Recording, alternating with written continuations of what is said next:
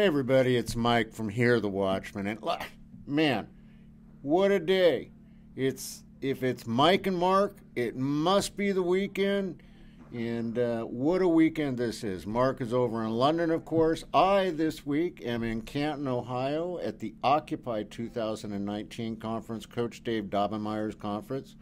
And what a wonderful twist, Mark! You're kind of bringing in like an international flavor here to Occupy 2019. So Mark and I are going to talk about some of the things that have happened this week, and it's been a week, folks. We know it's been a week. Mark, thanks for joining us. Absolute pleasure, my brother. It's fantastic to join you where you are, again, amongst friends and amongst some of my dear friends. So I thank you for that. It's a privilege to do this with you at the weekend. So that's a good thing. We've made it until Saturday. We've made it till Saturday. It is, Mark, and we haven't made it till Saturday, and that is that truly is what it's all about here. Because I am telling you, it has been one heck of a week. I mean, you know, Mark, you can't make this stuff up. I mean, I try every week. I mean, last night I was looking to here and I was thinking about doing some research for the show this week, and I thought, wow, the first time in a week I don't have anything that I can throw on my dear bartender in Washington, Alexandria Ocasio-Cortez. I didn't think there was anything that I could throw at her. And then what does she do? She defends that towelhead woman Omar from Minnesota by using a poem about the Holocaust, about the survivors of the Holocaust.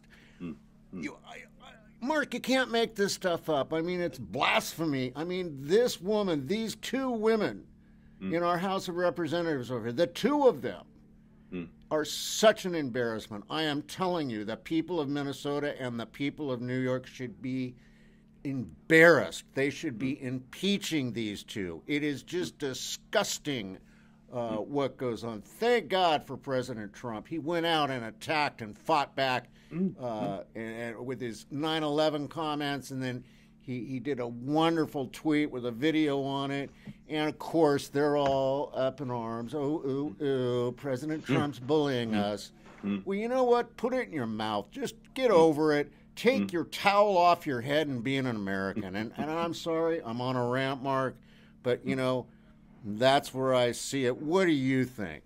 Well, it's very interesting when you say two. I feel as though, you know, I've got about 400 or 73% of the MPs in our parliament are just not representing people, or the fact that we don't even want them there. No, you're absolutely right. And the other person that we should congratulate, that we should actually lift up, and I personally think that she needs to be the first female president of the United States, which is that wonderful young lady, Candace Owens, in the way that she dealt with Tim Lees or whatever, that senator, trying to set her up and actually play from his telephone, didn't he, to the microphone, this bit that they'd cut from her talking about Adolf Hitler, where she was asked in regard to his nationalist leanings, and then she talked about that he was a complete psychopath and a complete nutbag, etc., etc. But it was the way that incredible young lady, first of all, was misquoted, but then she completely took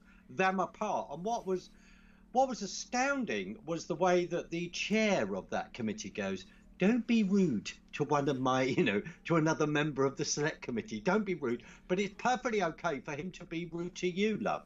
And she absolutely slammed him. I think the other key thing, and you sent the photographs, I think there is some sort of news in regard to AOC in the fact that, according to the photograph you sent me, she'd actually been to a neurosurgeon, he'd looked through her ears, and the beam of light from his torch came out her other ears, because there's nothing between them. Because she is, in fact, an actress, as we know, as that wonderful John Regan, part 1 and part 2, as he's exposed this. We joke about it, but it's profoundly serious. It's profoundly serious because on your side of the pond, as a wonderful lady was talking about today that I was listening to, who's, I think, Mariana Taylor Greene. It's on my Facebook page. I've just shared that. with her FB Live from her car, and she's talking about the fact that 17 of the runners on the Democratic Party that are wishing to run, that wish to become president of the United States in 2020 are socialist. And as Candace Owens pointed out, Nazi. The clue is in the word socialist, National Socialist Workers' Party.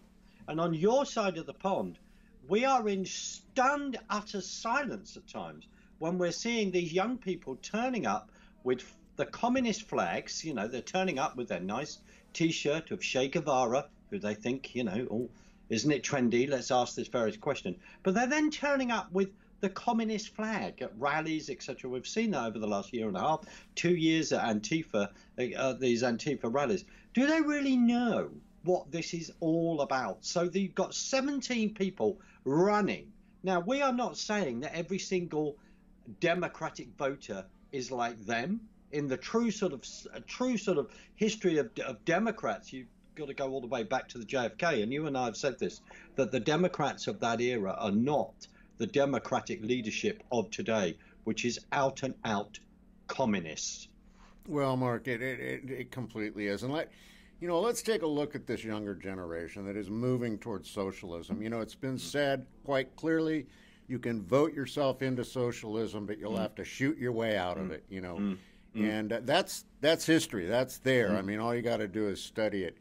But now, you know, you look at Georgetown University, and the students at Georgetown University have decided that, you know, we should make reparations to this for slavery.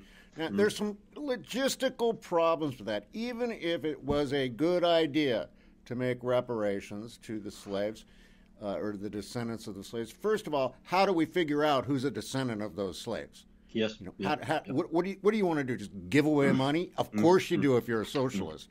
But here's my thing, and I've been talking to a lot of people here at this conference about that issue, and it's like, you know what?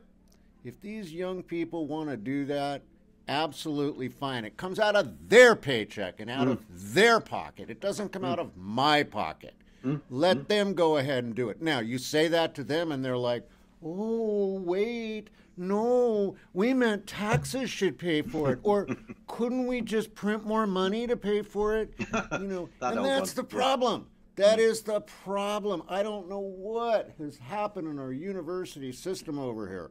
What went wrong? Where the short circuit happened. But to teach these kids that socialism is the way to go in the United States, what a crock of crap that is.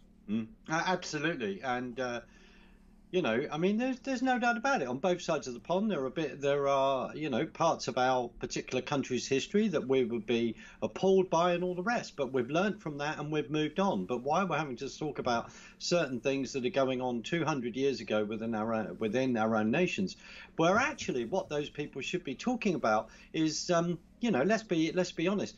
After having bombed the crap out of Libya and caused total and utter chaos, and we don't have time to go into Benghazi and all various things now, but let's just make this important point.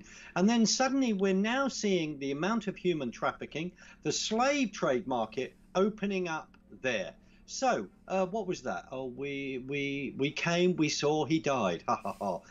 Hillary Rodham Clinton. Let's just remind ourselves of the complete abuse of the military-industrial complex and the complete abuse of power there by that particular woman who turned around and says, well, I need to show that I can start a war and finish it. The point I am making is those are the modern day issues that we had fought to end. The British Navy for well over 100 years blockaded ports, blockaded seaways to make sure that the slave trade ended.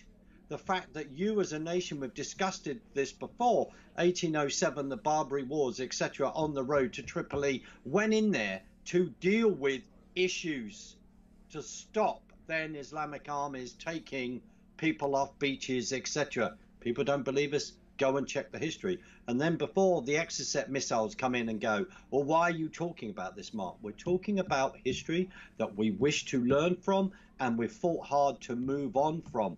Unfortunately, people are using that history in which to undermine the constitutional republic of your great nation and the democracy of us. And you know how much of the amount of horse manure that we are up to at the moment, where we're just swimming it. We are just swimming in it. But Mike, you are absolutely right.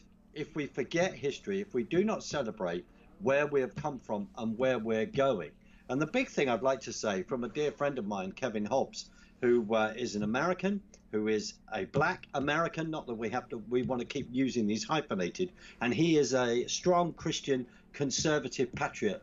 He completely and utterly demolishes the kind of game that the Democrats want, where it's divide and rule, and there are many, many people like him. That's why on your side of the pond, the president is, I believe, a minimum of 30%, if not, I think, vastly approaching 45% in regard to approval rating within black American communities, within Hispanics, within the Latino.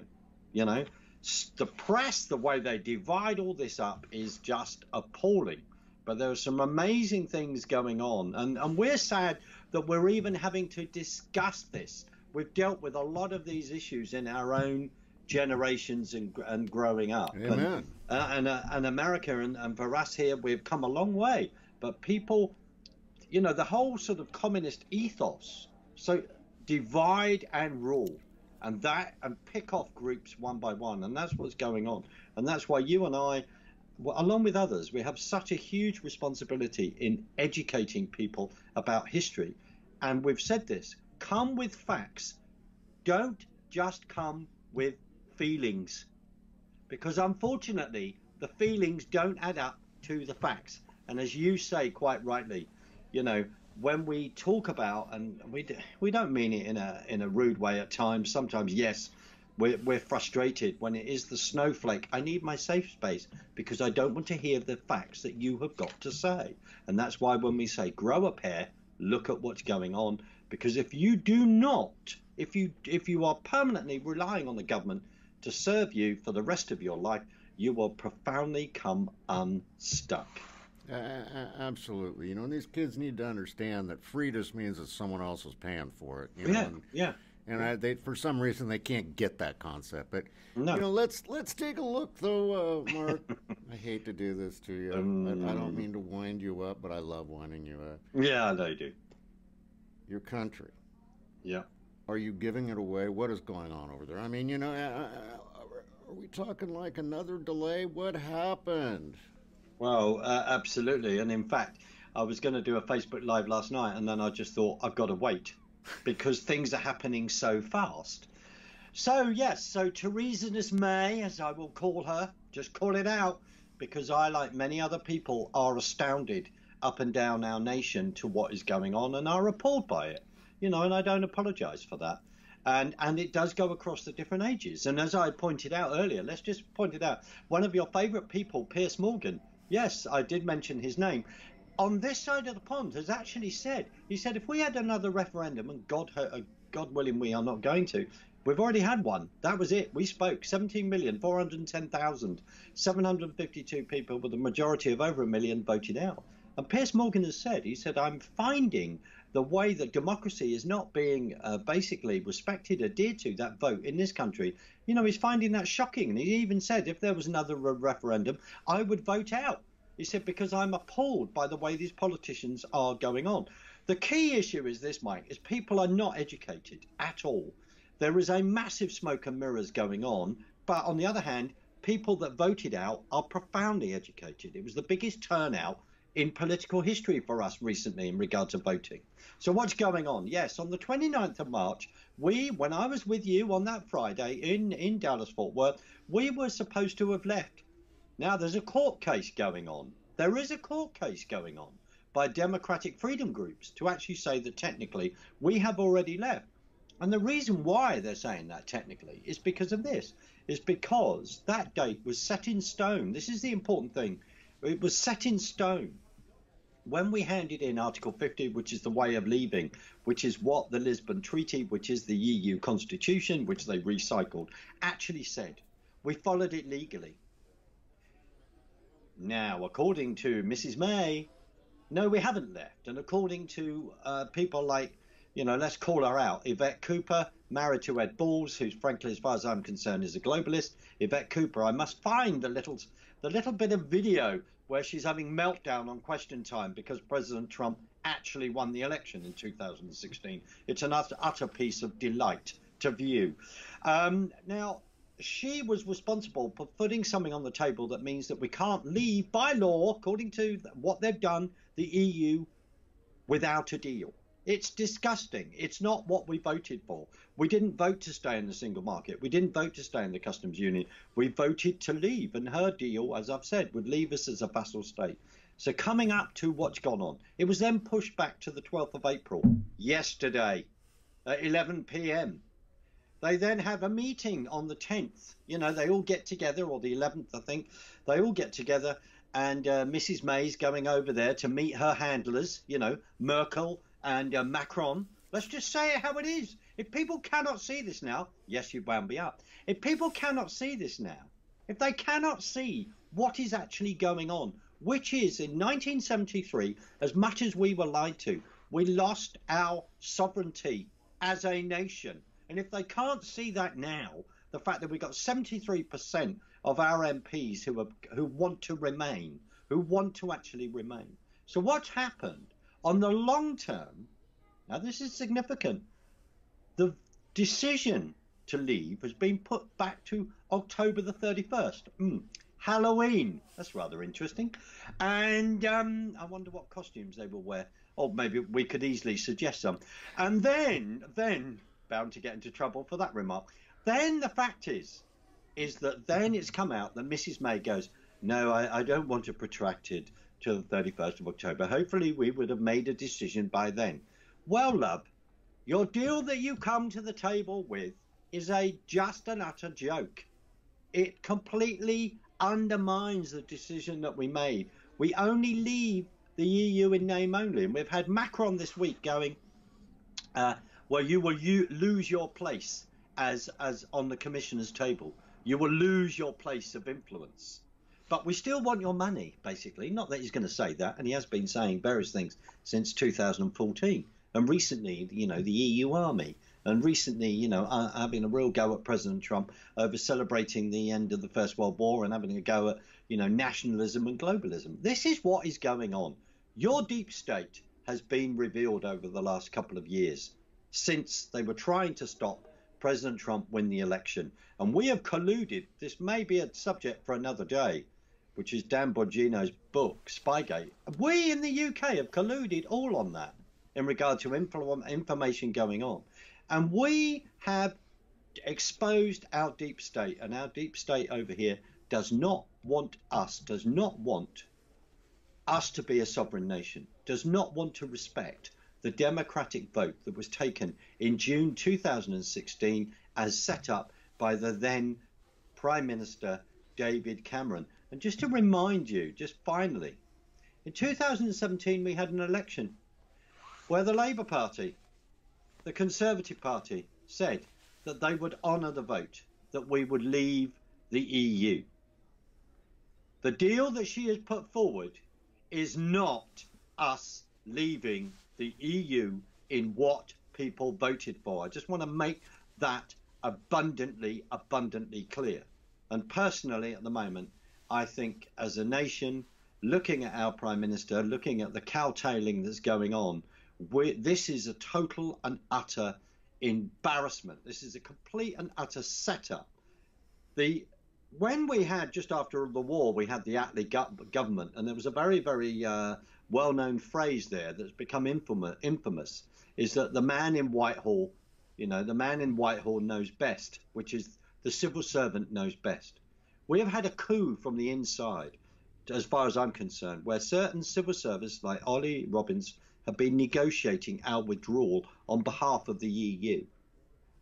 We have everything in place, Mike, care of the civil servants to leave the EU and to run our own country. Everything is in place, but she refuses to sign that.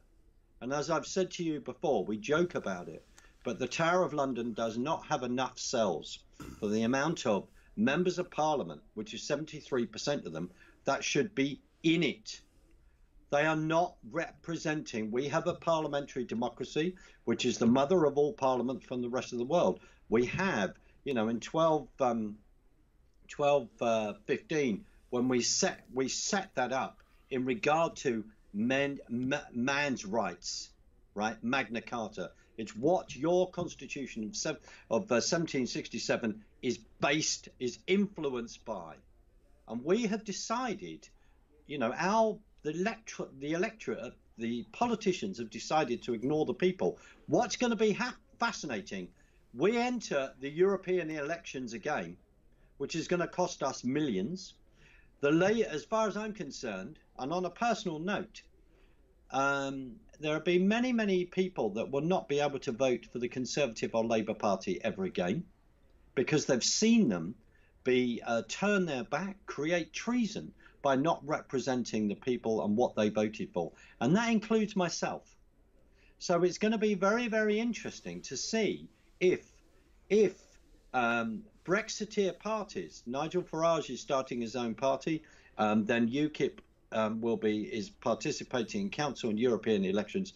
It will be very, very interesting to see if we are then able to see our parliament full of MPs that actually eventually represent the will of the people. Finally, Rees-Mogg, who's always been one of the poster boys in regard to getting us out, his sister is now very much supporting the new party that Nigel Farage has set up.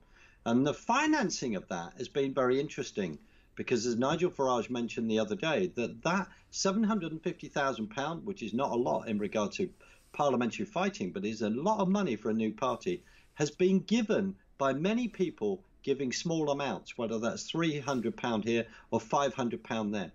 That begins to say to you the strength of the feeling of what is going on. And history, people have to know their facts and history. And that is not what's going on. Our press, everything, is being duplicitous in this, in the way that it's pulling the wool over many, many people's eyes. What is wrong with running your own country? What is wrong with being in charge of your own borders, your own money, and your own laws? And actually, the freedom of that and getting on with that. Both you and I are self-employed and entrepreneurs. What's the problem with that again? The problem is that many MPs are comfortable with their salaries, do not want to run the country. So in other words, we've got the wrong people in the job. You elected a businessman to run your country, who, in my opinion, is doing a very good job. Well, you know, Mark, I mean, wow, we've said a lot today on the show, but you and I both know the real true answer here is prayer and God, and turning to God to save both our countries.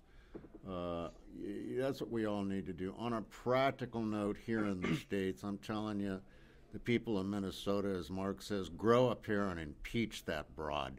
Get her out. The Democrats talk about impeaching Trump. I'm saying impeach Omar. In New York, grow up here.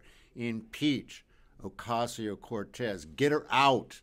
Almost like they do in a Deliverance, out, out, out. Get them out. That's the only hope we have. And in your country, you know what you got to do. Mark, thanks for joining us. I know you got to hop off. You're gonna go. You're on another show based out of Orlando, Florida. Here in a little bit. I am. What a pleasure that'd be. That's exciting. That is exciting. So, God bless you. God bless everybody in the UK. Our prayers are with you. I'm sorry you have to wait till Halloween. Thank you, my brother. Couldn't they have picked? Maybe I should say they couldn't have picked a better date. Better date. No, where do these people come? I mean, you see what I'm saying, folks? You can't make this stuff up. No. So anyway, thank you so much. And folks, God bless each and every one of you. I'm going to get back to Occupy 2019 here in Canton, Ohio, at the Courtyard by Marriott. Go to occupy2019.com. You can still stream it, and you do have access to the archives. Help Coach Dave out. Make a difference. Till we see you next time here on the Watchmen's Report, remember, there's nothing that you can't do with Jesus in your heart, except nothing at all. So if you're doing nothing at all, stop doing it. Get out there and get busy. God bless. We'll see you next week here on the Watchmen's Report.